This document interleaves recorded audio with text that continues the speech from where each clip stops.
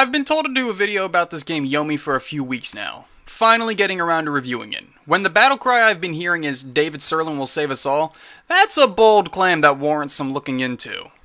Now, this is a more competitively minded game than a lot of my other reviews. As such, I'm going to be looking at it a bit differently than I normally examine a game. If you're not into competitive gaming, this video isn't for you. So for those of you who don't know, David Sirlin is kind of an important guy. He's pretty much a walking encyclopedia on game design, and if you check out his podcast and website, he has a lot to say on game balancing. If you played the HD remix of Street Fighter 2 and found it a vast improvement over the original incarnation, you have this guy to thank for that. For a while now, he's had his own card game, Yomi, and it's recently come to Steam. Those of you who know me know I don't like trading card games. I think they're inherently flawed by virtue of luck of the draw. For instance, in the Pokemon trading card game, before they changed the rules to ensure the player who goes first couldn't win first turn, I could win games simply because I got lucky and had everything I needed to kill off the one card on the field my opponent was unlucky enough to happen to have everything my deck could beat in that same draw. Yomi gets around that by setting up the deck like a regular 52 card deck. 2 through 10 are a mix of attacks, dodges, blocks, and throws.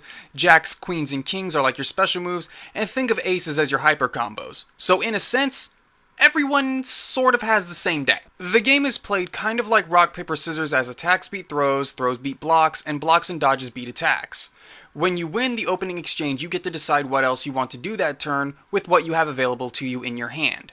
The characters are basically varied by what their special abilities are. There are frame data differences in damage and HP and such as well, but on the most basic surface level, you're choosing whether or not you want to combo cards in any order or give up health to get cards back. I did in fact mention frame data in a card game. How? Well, this game is kind of imitating a fighting game. So, all the attacks have a small number and a yellow box representing frame data. Simply put, the smaller number will land their attack should both players decide to attack. Keeping up with the fighting game roots, your aces are more or less your meter. In a typical trading card game, you'd have to wait to either draw the super card or pull something like Witch of the Black Forest that lets you search your deck for what you need.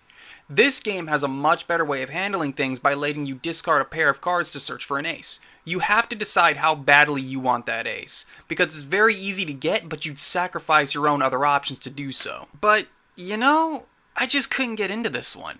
I didn't dislike it, but I just didn't really like it either. I have an idea as to why. League of Legends. Yes, I'm bringing this game up.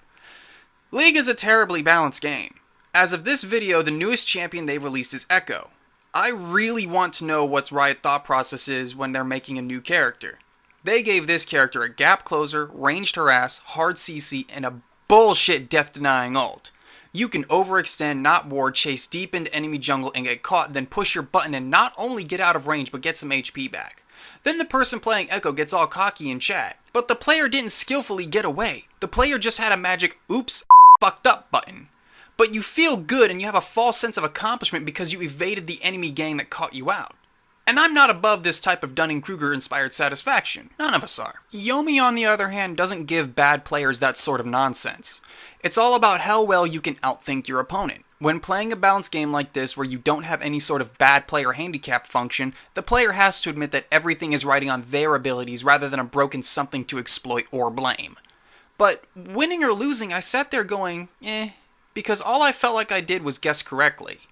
I know, there's a lot of prediction and mind games going on, and I'm sure at high levels of play the complexities of human thought going on in the scene are unfathomable. But from where I was playing, it was more like, rock, I guess. I've said it before, and I'm sure I'll say it again many more times. Steam, you really need some sort of in-between button.